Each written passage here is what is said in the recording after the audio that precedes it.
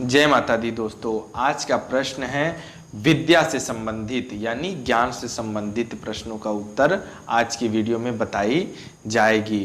तो विद्या प्राप्त करने के विषय में शास्त्रों में क्या लिखित है, इसे भली भांति समझने का आप प्रयास अवश्य करें कि विद्या प्राप्त करने के बाद भगवत को कैसे प्राप्त किया जा सकता है या किया जाता है। इस अनमोल जानकारी को बिल्कुल भी देखना ना भूलें, ना ही स्किप करने का प्रयास करें, क्योंकि हो सके कि कुछ अनमोल जानकारी आपसे छूट जाए। तो चलिए, शास्त्रों में लिखित बातें मैं आप सभी को पहले बता देता हूँ, तो ध्यान से सुनिएगा। इसमें लिखित है, जो बातें सत्संग एवं धार्मिक पुस्तकों से हमें मिलती है उनके अनुसार हमारा जीवन बन जाए तो बहुत ही शीघ्र, यानी जो बातें धार्मिक पुस्तकों और सत्संग में हमें सुनने और देखने को मिलती है, अगर वो हमारे जीवन पे लागू हो जाए या हम लोग उसको अपने जीवन में लागू करने का प्रयास करें तो हमें अपना लक्ष्य जल्दी ही प्राप्त हो जाता है। और अपना लक्ष्य क्या है? बस एकमात्र लक्ष्य होना चाहिए मनुष्य का, वो है भगवत प्राप्त करने का। और सब विषय भोग या अपना जीवन है वो तो है ही है, लेकिन लक्ष्य जो होता है वो मनुष्य का केवल एक होना चाहिए, वो है भगवत प्राप्ति करने का। और भगवत प्राप्त करने का सबसे आसान तरीका है सत्संग करना, सत्संग सुनना, धार्मिक पुस्तकों का अध्ययन करना तथा पाठ, मंत्र, जप, साधना इत्यादि करके अपने लक्ष्य को निर्धारित करना, ताकि आने वाले कोई भी अड़चन आपके मार्ग से बिल्कुल ही दूर चले जाएं।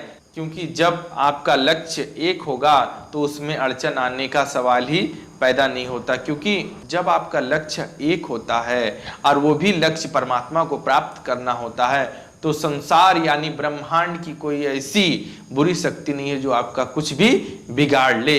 ये बात मजाक में बिल्कुल नहीं लीजिएगा। ब्रह्मांड में कोई ऐसी शक्ति नहीं बनी जो एक भगवत प्रेमी या एक भगवत साधक को कुछ भी बिगाड़ दे या फिर उसका बाल भी बांका कर दे। ऐसी शक्ति, ऐसी हस्ती नहीं बनी संसार में। भूत प्रेत मरी मसान बहुत हैं, लेकिन वो सब भगवत प्रेमी से लाखों कोस दूर रहते हैं। ऐसा देवी भागवत में लिखित है। उस पर भी मैं वीडियो अवश्य बनाऊंगा कि जो लोग शास्त्रों का अध्ययन करते हैं, पुराणों का अध्ययन करते हैं, उससे भूत प्रेत मरी मसान कितनी दूरी पर रहते हैं, ये सारी बातें शास्त्रों में लिखित है। इस पे भी वीडियो बनाऊंगा। आगे चलते हैं, क्या बातें इसमें लिखित है। जरूरी बात तो यह है कि संसार में रहना है, इसकी भी एक विद्या है। यह विद्या कठिन नहीं है। हमारा पक्का निश्चय होने पर इस विद्या को बड़ी सुगमता से समझा जा सकता है। यानी देखिए, भगवान भी कह रहे हैं, शास्त्र भी ये बात कह रहा है कि जरूरी बात यह है कि संसार में रहना है। जाहिर सी बात है कि मनुष्य का जीवन मिला है तो संसार में रहना ही है, सभी मनुष्यों के साथ रहना है, सभी चीजों का उपयोग करना है, विषय वस्तु इत्यादि का उपयोग करना है। इसकी भी एक विद्या है, मानी ये भी एक तरह का ज्ञानी है। यानी पर्यावरण में रहना, पृथ्वी पर रहना, संसार में रहना, ये भी एक विद्या ही है, ये भी एक ज्ञान ही है। और ये विद्या कठिन भी नहीं है। जी हाँ, ये विद्या कठिन भी नहीं है। जब कोई बच्चा पैदा होता है तो वो धीरे धीरे अपने पर्यावरण में रहते हुए, संसार में रहते हुए, इस जगत में रहते हुए सभी चीजों को देख के वो धीरे धीरे खुद ब खुद चलना फिरना, उठना, दौड़ना, रोना, खाना, पीना, चिल्लाना इत्यादि जल्दी जल्दी वो सीखने का प्रयास करता है और वो जल्द ही सीख जाता है। यही बात शास्त्रों में भी लिखित है कि संसार में रहना अथवा जीना इतना भी कठिन नहीं है। साथ ही हमारा पक्का निश्चय होने पर ही इस विद्या को बड़ी ही सुगमता से समझा जा सकता है। यानी हमारा निश्चय पक्का हो जाने पर, यानी हमारे जो सोच है, हमारे जो मन है एकदम पक्का हो जाए अगर, तो इस विद्या को बड़ी ही सुगमता से समझा जा सकता है। यानी इस जानकारी को बड़ी ही आसानी से समझा जा सकता है। क्यों नहीं समझा जा सकता है? हम और आप हैं, पूरा संसार में जितने भी मनुष्य हैं वो भली भांति सीख ही ना जाते हैं, गलती करके सीखते हैं, दूसरे का देख के सीखते हैं या दूसरे से सुनकर सीखते हैं। लेकिन जल्द से जल्द सीखने का प्रयास हर कोई करता है, चाहे वो सही मार्ग की ओर सीखना चाहता है या गलत मार्ग की ओर सीखना चाहता है, लेकिन सीखना अवश्य चाहता है, वो सीख ही लेता है। यानी अगर कोई चाहता है चोरी करना तो चोरी करने वाला हर एक तकनीक, हर एक चीज को प्रयास करके वो चोरी कर ही लेता है। और एक ऑफिसर बनने वाला मनुष्य किसी न किसी माध्यम से वो प्रयास करके ऑफिसर बन ही जाता है। यही बात ये शास्त्र समझाने का प्रयास कर रहा है और साथ ही मैं भी आपको समझाने का प्रयास कर रहा हूं। आगे बढ़ते हैं। इसमें लिखित है विद्या के अधिकारी, जिज्ञासा युक्त मनुष्य मात्र इस विद्या के अधिकारी है। पापी हो या पुण्यात्मा, सुखी हो या दुखी, धनवान हो या निर्धन, विद्वान हो या सर्वथा मूर्ख, पद पर नियुक्त हो अथवा पदहीन, सभी समान रूप से इसके अधिकारी है। इस विद्या का जिज्ञासु शास्त्र निषिद्ध आचरण तो करेगा ही नहीं, क्योंकि उस संसार में रहना सीखना और अपने चरम लक्ष्य की पूर्ति भगवत प्राप्ति करना है। मैं जो बात पहले बताया हूं वो बात अंत में भी बताने का प्रयास कर रहा हूं, क्योंकि देखिए मनुष्य का मूल उपदेश भगवत प्राप्ति करना ही होना चाहिए। ऐसा केवल इस शास्त्र में नहीं, कई वेदों में, कई पुराणों में, कई ग्रंथों में ये बात कई बार लिखी जा चुकी है, ताकि कोई भी मनुष्य कोई भी शास्त्र का अध्ययन कर रहा हो, कोई भी धार्मिक पुस्तक का अध्ययन कर रहा हो, उसको ये सारी बातें मिल ही जाए और उसे समझ में आ जाए और वो उस लक्ष्य की ओर आगे बढ़े।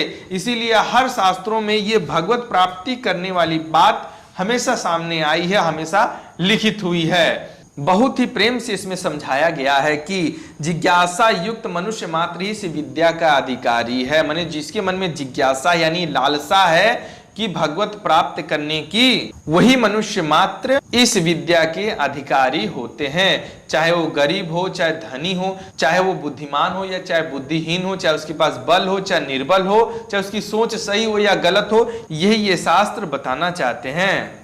जब विद्या की बात हो ही रही है तो एक विशेष जानकारी मैं आप सभी को बता दूं कि 84 लाख योनि में कितनी योनि यानी कितने सारे शरीर, कितनी सारी आत्माएं होती है, इसकी आप कल्पना तो दूर, सोचने का भी प्रयास नहीं कर सकते हैं कि इस 84 लाख योनि में कौन कौन से जन्म होते हैं और कैसी कैसी मृत्यु होती है और कैसा कैसा जीवन मिलता है और जीवन काल कितने समय का हो सकता है, ये भी आप कल्पना मात्र तक नहीं कर सकते हैं। तो मैं आप सभी को ये बात बता दूं कि एक मनुष्य मात्र ही एक ऐसा प्राणी है, यानी 84 लाख योनि में मात्र मनुष्य एक ऐसा प्राणी है जो विद्या के माध्यम से बड़ी से बड़ी काम को आसानी पूर्वक कर सकता है। जैसे कि अगर ट्रेन से कोई मुंबई जा रहा हो तो उसे 3 दिन का समय लग सकता है, 4 दिन का समय लगता है, लेकिन मनुष्य अपनी बुद्धि से, अपने विवेक से जो एक हवाई जहाज का निर्माण किया यानी एक प्लेन का निर्माण किया, उसके माध्यम से मात्र 1 से 1.5 घंटे में